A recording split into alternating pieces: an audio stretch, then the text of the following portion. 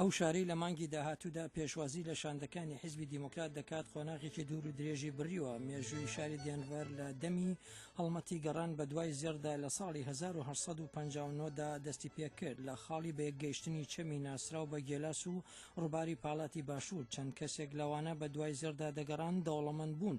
هاوکات ژمارەیەکی باش بەشداریان لە سەودای پیشەسازی کانزایی گەشەکردودا کرد.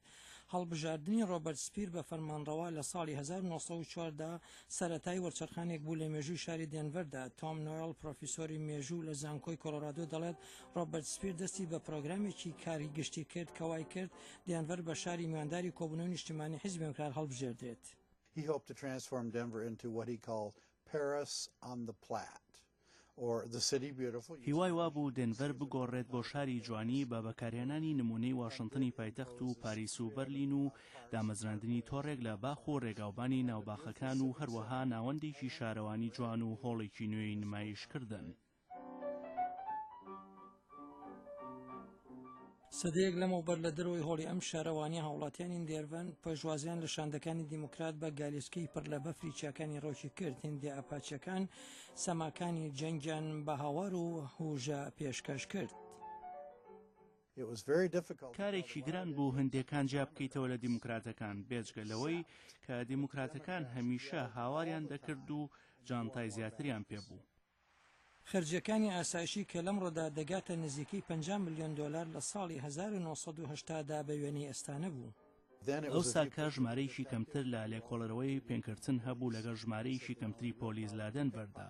دەیانگوت کێشەی ڕاستەقینەیان گیرفان بڕان بووە هەرچەندە لە شەڕبەفرێکی بچووکدا 40 کەسیان لێگرتن. ویلیام جێنس براین ڕابەرایەتی ئەندامانی حیزبی دیموکراتی بۆ سەرۆکایەتی ساڵی 1970 کرد ناوبرا و هەروەک سەناتۆر ئۆبامای بەربژاری سەرۆکایەتی ئەم ساڵ لای جەماوەر خۆشەویست بوو. تۆم ناڵ ئاماژەی بە کێشە هاوشێوەکانی هەردوو کاتەکەدا لەوانە جەنگی ئێستای عێراق و جەنگی ئەو کاتەی نێوان ئیسپانیا و ئەمریکا.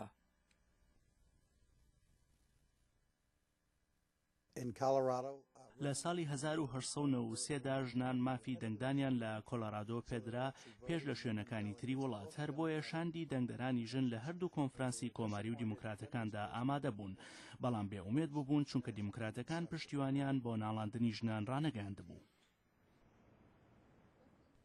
ڕابەرانی شارەکە دەڵێن بە هیوان لەم ساڵدا نزیکەی 41 ملیۆن دۆلار بۆ تێچۆکانی کۆبوونەوەی سیاسی لەوێ خەرج بکرێت و برەو بوو بە گەشەی ئابووری بدا و گەشتیاری لە شارەکەدا زیاد بکات. نۆیل دەڵێت ڕێکخراوی کۆبوونەوەکە هەمان بیرۆکەی سەدەیەک لەمەوبەریان دەبێت.